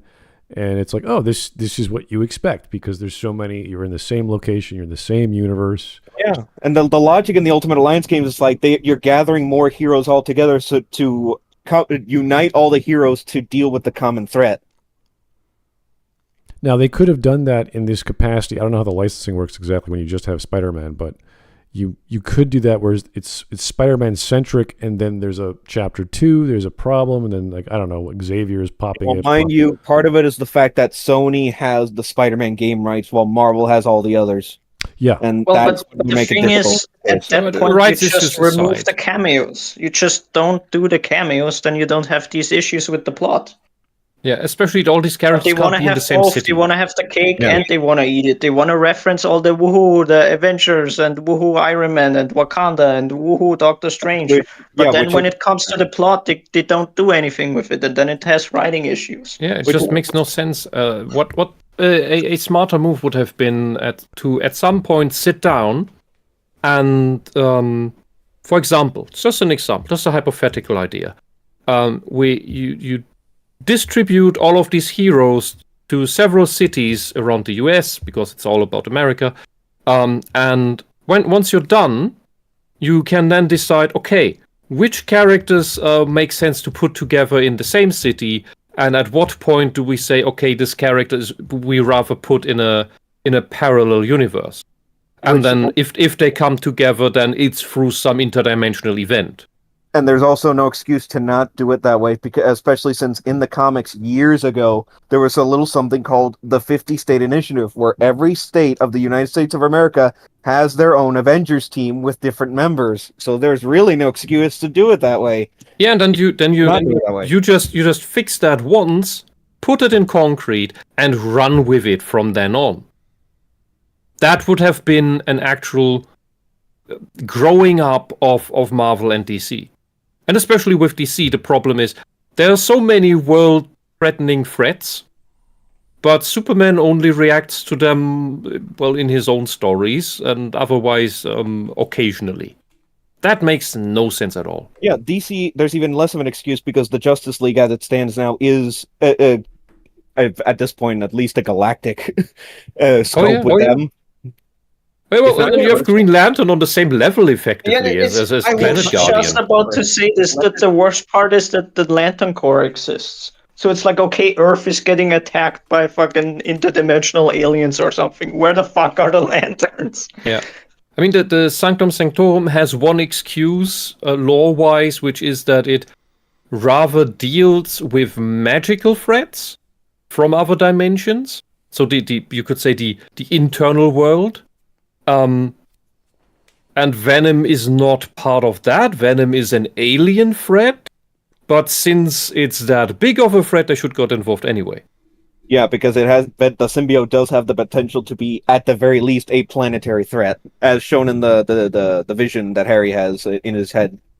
Yeah, I mean, because there's no point in protecting shadows from magical threats if your world gets destroyed by something else anyway. Yeah, like if a Web of Shadows scenario happens, Doctor Strange should obviously show up because it's like, bro, the Earth is getting turned into a symbiote. Like you gotta do something. In the Web of Shadows, they do contain it to the city, but I do see your point. Yeah, like if it were to spread, I'm saying, like, it's like, which like yeah, maybe he's like sitting there at the window and he's like watching. He's like, now it's still in the city. I guess I can chill a bit. And it's like, oh shit, now it's going to the planet. I gotta get out. Once he crosses the bridge, then it becomes my problem. Well, they do. Well, mind you, they do blow up the bridges as soon as Spider-Man comes back to the city with the Tinkerer. But yeah. All right. At least we got White Black Panther. Let's give it.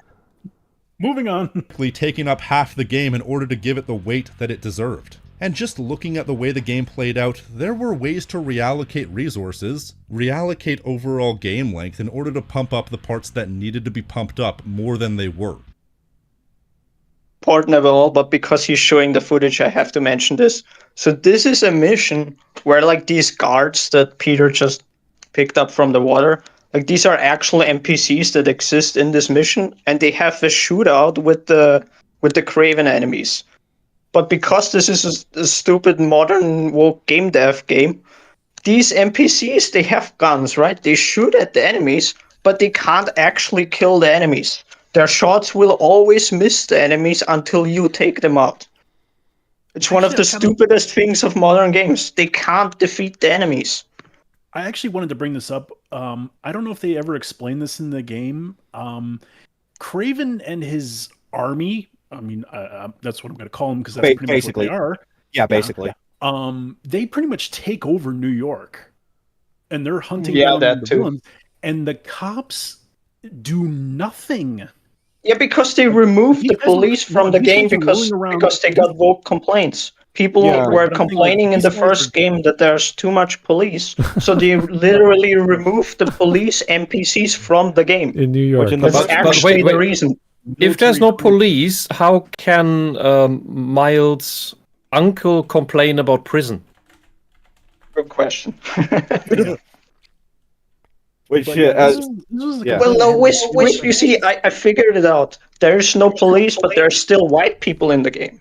So the white people put them in prison. So we're natural police? Well, we'd like to chill black people because we're white. Oh, you mean we are? So we are the agents of God. We just lack the wings. So like we was police and shit. At the very least, in the first game, it made sense for Sable and the Wild Pack to take over the city because they had a government contract through Oscorp. Right. Now, here's the thing, though. I do want to mention that this existed in the first game as well. Like, in the prologue, there's police NPCs. They also can't kill the enemies. They shoot at them and nothing happens. It's just something I wanted to point out because I'm noticing this in modern games that they keep, like, implementing friendly AI with guns, but they can't actually kill the enemies, which is extremely annoying because in the Raimi games, even though they were not the best, there was police NPCs that could actually kill the enemies if they fought them. In the first Raimi game, literally in Grand Central Station, you have cops fist fighting criminals. Yeah, for Shocker's goons. In Spider-Man 3, they could shoot enemies dead. Like, that was actually a thing they could do. They even shot you a good deal of times if you weren't careful. Yes. Well, Spider-Man only knocks people unconscious. That's why he's good. Yeah. I mean, that's what makes the ragdoll so hilarious in the second Raimi game. And now we have Sky Rings, everybody's most beloved quest. Get it? Because Superman 64. Yes. Well, removing all the cops from New York is like people who police like 8 million the population of New York? It's huge. I don't know if that's physically possible to. Well, the Dems did try that, and then they had a huge crime wave, and well, now everybody's complaining. The cops do show up for like a single mission in the game with the lizard, and then they get destroyed by Kraven's fucking military-grade helicopters or whatever. Just as easily had like a good bulk of the early game be the Venom storyline. Peter having the suit, like getting rid of it. Then Venom shows up, and then Kraven comes in to lock down the city to hunt down Venom. That's it. That's all your story could have been and should have been. Yeah. It could have just as easily been that Kraven locking down the city to hunt down Venom. That's it. And Spider-Man just getting in the way. That could have been your story for this game. All right. Cut down missions like the cleanup after the Sandman boss fight. Turn missions like exploring the old high school or exploring the Emily May Foundation into truncated cutscenes that get the point across but don't eat up tons of resources and time. Cut out missions that serve little to no point, like the Black Cat mission, and as much as I hate to admit it, certain missions for Miles that really should have been optional, and then take... He doesn't understand that the Black Cat mission to the deaths is important, because they need to say that Black Cat is a lesbian now. That's why it's an important mission. Yeah, we had a whole discussion about that. Yep.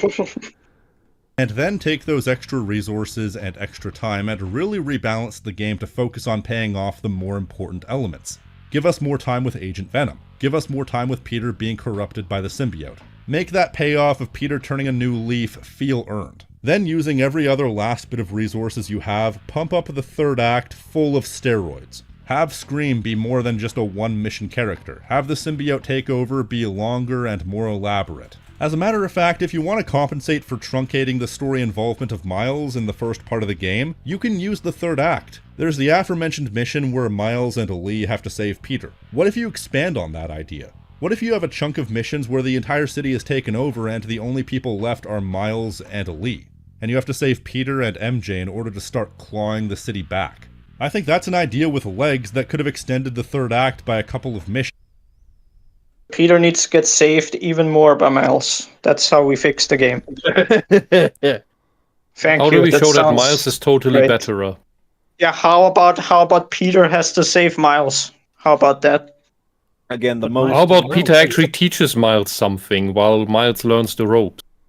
Again, How about again, Miles is getting overwhelmed by the symbiotes because he's still young and inexperienced, and then Peter shows up and saves him because he's the experienced hero that already had like multiple villain fights.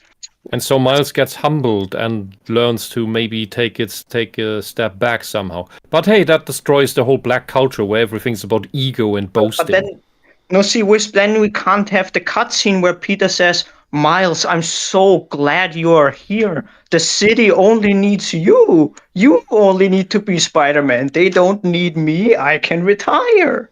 You know, That's actually a cutscene, by the way. You could make it. Oh God. You could make a hint of that at the end, where after Miles has, as the background character, been through this humbling process, and at the end, he actually contributes positively. He for once helps instead of making things worse, which is the classic story and would work. You know what could have actually been really interesting if they gave Miles a sort of Spider-Man 2-esque arc, where maybe he's like, I'm over my head. All of this shit, I can't handle it. It's too much. I'm gonna go back to being Miles. I'm gonna go to school. And then something in the third game happens, and then he comes back, and he's like, I can't just be a school kid. I need to help out. Yeah, at this point, it would have been better if Miles' solo game ended with like the Spider-Man No More thing, where he just stops being his Spider-Man, and then you said, and then he picks it up again here. To go to school. He's like, I'm not contributing enough. I'm not good enough for this, and then he just goes away. And then he comes back in the third game because something happens where he's like, oh, I can't just sit back. I need to help out. Which would actually be a character arc that is endearing to people. People like stories like this. Yeah, but the problem is that the ideologues, which have been called woke for the last decade, are complete narcissists, and thus they cannot have arcs. They can only be awesome from start to finish. And that they cannot be humbling. Because a narcissist can never be humble, and a narcissist can never be humbled. And that's why since everything they write is self-inserts, it cannot ever happen on screen. They can only denigrate other characters. Because they themselves, they will always be awesome, and so will their darlings. And all the characters in the story need to tell them how great they are. Yeah, and that's why all of their stories are unlikable and trash. Yep. No matter how many millions of funds you push into them. 312 million for this game. What? Yep. 312 million at $80 base price. I could have had a submarine for that. What a dog shit game. 312 million and it doesn't show at all. I could have had a not dog shit submarine for my own villain plot. All right. I'm not sure if that made a profit, but it doesn't sound like it did. That doesn't sound like it made a profit. Did it make a profit? It probably did years later, but not that year. Sony actually got angry at them that they spent 312 million on it. So, oh gee, I wonder what they do now. And yet Sony is still full of woke crap. Maybe you should move back to Japan. This is why the leaks, like the Sony leaks, were so funny, because they are why we even know about this, because they had all those numbers there. Oh, I never looked into those.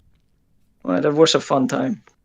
All right. They had like the internal memos of the studios and everything. Ooh. Let's go.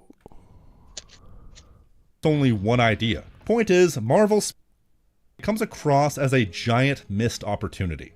There were a lot of neat ideas and some rather well-executed ideas. I would even go as far as to say that there were some parts of the game that actually surprised me, in the sense of I remembered the game being worse than once I played it I actually found more to like. But the overall package is a complete and total mess. One with resources and priorities all in the wrong places. And that's why to me it can only ever be classified as a complete and total disappointment. It's the type of game where the gameplay is inherently thrilling, and if I ever just wanted to pop in a Spider-Man game to swing around and do random missions, this is possibly the best choice. But I also don't really feel like I'm ever going to want to replay it all the way through again. There's only so many times I can get to a specific mission and think to myself, oh god, not this mission again, before realizing I'd just rather not bother.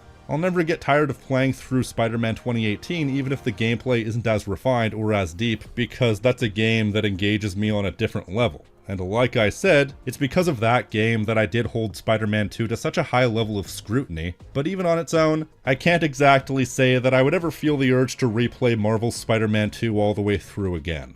That's all I've got. If you like what I do here and want to support the channel, you can leave a like, tell me what you think. Alrighty. Wonder if he realizes why he liked the first game better than the second one. Maybe because the writing was a bit better. That's Maybe what it sounds like. Think about that. That's pretty much what he said, but he didn't directly state it on this. Yeah, I just feel like this guy just made all the wrong points for all the wrong reasons. Gameplay's worse, but I'd rather play it. Like, well, why would you rather play a worse game? Okay. Well, the 2023 is just stupid. Like, oh, so there's something dumb about that. Yeah. Well, again, it's like he brings up like the history of the character with like, oh, Peter is a 60-year-old character that's been around longer. Then he connects that to, and that's why he should have more skins in the game. And it's like, okay, that's, I mean, I guess, but can we talk about maybe he should have been better written because he's an iconic character? All right, let's get the stream memes. We got some left. Here we go. Pizza time. All right. Whoa, he's still that guy's pizza. Yeah, that's. All right, what else we got here? Oh my God, I'm not going to read that. Has been the cool new thing for over a decade, closing in on 15 years. He had a massive push from Marvel, leading in his own movie less than 7 years after, and yet his comics don't sell more than Peter's. His movies don't sell more than Peter's. His games don't sell more than Peter's. He doesn't move more toys and merch than Peter. Yeah. Yeah. Yep. Black Spider-Man is just another derivative. He's never been anything more than that. Yeah. Miles, I love chai tea. Pavitra Pravkhaka. What the? It's Indian Spider-Man. Oh my God. Not Italian Spider-Man? Where's Italian Spider-Man? I mean, mind you, Spider-Man India is a thing. Oh yeah, there's all kinds. Japan is really notorious for that. What else we got here? That's a cute outfit. Did your husband give it to you? Breaking news. Spider-Man suspense. A lot of 4chan. Guys, I can't read all this. The Uncle We Ben need one. to read the next. The Uncle Ben one, though. Okay, the scene in Spider-Man 2002 where Peter Parker catches Mary Jane's tray in the school cafeteria does not have any CGI. The whole thing was actually done by Tobey Maguire himself. It took him 156 takes to get it perfectly. Really? Yeah, the fact that he went through all those takes to get it right, that he's a trooper. Yeah, that's nuts. I had no idea. That's crazy. Yeah. I mean, that's fucking awesome. Here is That is why Tom Holland will never catch up. do we call this Chad Maguire? I don't know what's his name? Bully Maguire. Bully Maguire. Bully Maguire. Peter Parker turns evil, suddenly says shalom. Answering the phone. Unironically, for real, no bullshitting. Actual question, and legitimately, what the absolute F did Raimi mean by it? I don't know, but it's funny. Who cares? Okay, this one is too long. The next one is good, though. Yeah. It's too much. Guys, this is way too much. All right. He was white, Peter. All these years protesting the Civil Rights Act, and one of my own gets me. Was I wrong, boy? Uncle Ben, he looked Italian. Oh, Peter, thank you. Ben dies smiling. Powerful stuff. What the hell? Oh, God. All right. Who would win? An army of trained hunters and symbiotes, Mary Jane without powers, and a stun gun? I mean, mind you, again, Web of Shadows earned that same moment, but she had a shotgun and had a cast on an arm. Oh. And she was on a flying APC. There's Bully Maguire and the Joker. Okay. Fucking Joker. Who's the third character that's missing in this one? I don't know. There's a version of this with three guys dancing. Forget the third one, yeah. What's this? Thanks, Spider-Man. Everyone gets one? No, Peter says, thanks, Spider-Man. Yeah, Spider-Man says, everyone gets one. Because he saved his life. All right. Wow, thanks, Spider-Man. Everyone gets one. Tell him, Peter. Apparently, everybody gets one. Bingo. Wow. Yep. And his duty to save your life is over. He doesn't have to do it any more times. Everybody gets one. What we got here? I need photos. Photos of Spider-Man. This is a poetry journal. Ugh. Okay, then poems about Spider-Man. I want them finished before you start, and before you finish, get me some coffee. And the poem should have the following rhyme scheme: ABB, AABBA. What the? Okay, ABB, ACDE, CDE. Yeah, there you go. What does that have? What? That's a rhyming scheme. Yeah, but why? No, that's part of the joke. So. Okay. Oh no! It's watch out! It's the SGI symbiote. It's the SBI shit. I need that money. My mind. With the hypnosis lollipop. It's not always about the money, Spider. Oh my! What the hell? It's not about that money, Spider-Man. What the hell happened to his face? That's Kingpin in Spider-Verse. Oh, good lord! Yeah, he's wide. That's more than eating lots of cake all day. It's an extreme close. He's gigantic in that movie. Muscle. That's gotta be a few things. Yeah. Took the wide meme and made it an actual character. It's not always about the Mets, Spider-Man. It's also about the Jets, baby. Love the Jets. All right, baby. Let's go. Get a touchdown, baby. Love the Jets. What? Who's that at the bottom? What's that? That's also Kingpin. That's Kingpin. Oh my goodness. That's Kingpin. He's a bowling ball. What we got here? Tyler, okay. This version of Lex Luthor disappoints me. Just look at how much more character radiates off of Eggman. Standard Luthor would already need to be in top form to match the Eggman charisma, but this guy is like a smaller, less impressive Wilson Fisk. That is supposed to be Lex Luthor? Yep. Wow. That looks like it. Okay, from the stance, this is a gay man, and he is overweight. This is a self-insert. It's 100%, I bet you, this is a self-insert. Whoever's responsible for this issue, look up the people working on it. It does feel like a deflated. It looks like an NPC. Wilson, you can't tell that that's Lex. Yeah, no. He has thin legs. He has and is obese, and has a baby face. Why is he wearing? What are these 100%. clothes? What the hell? I said my ex-girlfriend is trying to kill me with super science. Oh my god, we do have something in common. Come in. Is that Tony? Yeah, it's Tony. Okay. Yeah. Spider-Man 2, Spider-Man PS4, Web of Shadows, Edge of Time. Where are they? It looks at PS4. It's like, where'd they go? Yep. Okay. What do we got here? Felicia takes 2 steps out of her house for the first time since No Nut November ended. Oh my god. Har. I only now saw the Spider-Man PS4 thing. That too is a man. So Miles Black Bar, and then we have the first one is Miles from the comics. Yeah. Then Miles from the movie. Yeah. Okay. So he's cooler because of his hair? Like, what's the... It's like because the movie's the one thing to actually make Miles a good character. Oh, okay. But only the first one. Yeah, only the first one, exactly. On the left, he just looks like a smug asshole. I don't know what this is supposed to be. That's Spider-Man. On the right, he looks like a smug mugshot. Indian Spider-Man. He's got a towel. That's an evil thing. I thought it was like an Iron Fist sort of. Okay, maybe. What else we got here?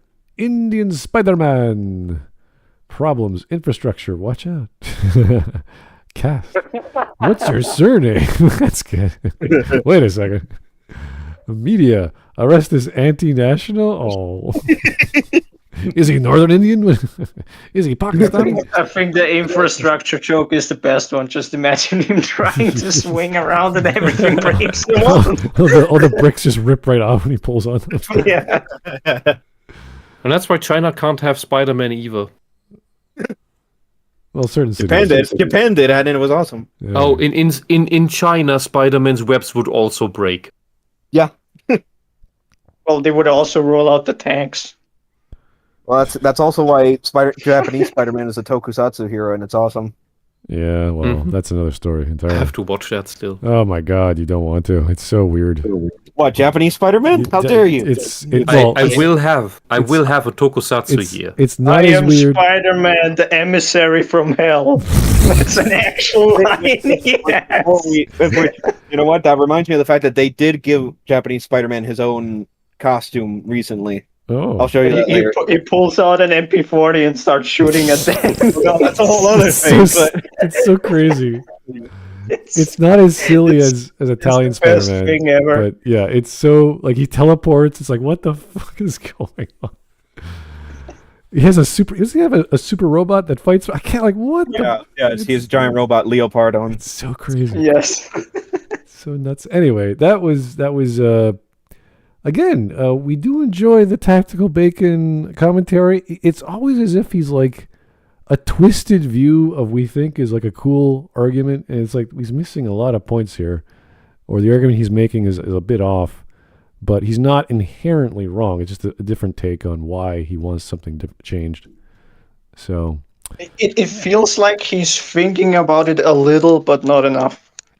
It's like he's noticing that something about the game is making him not like it, but he doesn't think about what it is. It's like you taste something in your ice cream and you know what the problem is, but you can't describe it. It's like there's this thing, and I don't know what it is, and I think it's cucumber. And you're like, no, there's no cucumber. He's like, the missions are a bit too long, and then it's a bit rushed. And then he's like, there's not enough skins in the game, and it's like, well, are you sure those are the reasons you don't like the game? That is such a minor gripe compared to everything else. I'm just sad that in the first half hour we didn't have much to say. Well, it was fine because he was describing everything the first half. Yeah. I only came home later. I would have joined from the start if I was here. All right. Well, it means that in the first half it was a pretty good video. Yeah, that's it was good to know. Anyway, tomorrow is Anime Day, so if you guys have suggestions for Anime Day, get them going, get the voting going. No idea what we're covering. I think Wisp, you want to finish off the video from yesterday? If we don't have anything good, we can do that. We also have the metal video still up. Oh yeah, I don't know who's gonna come in for.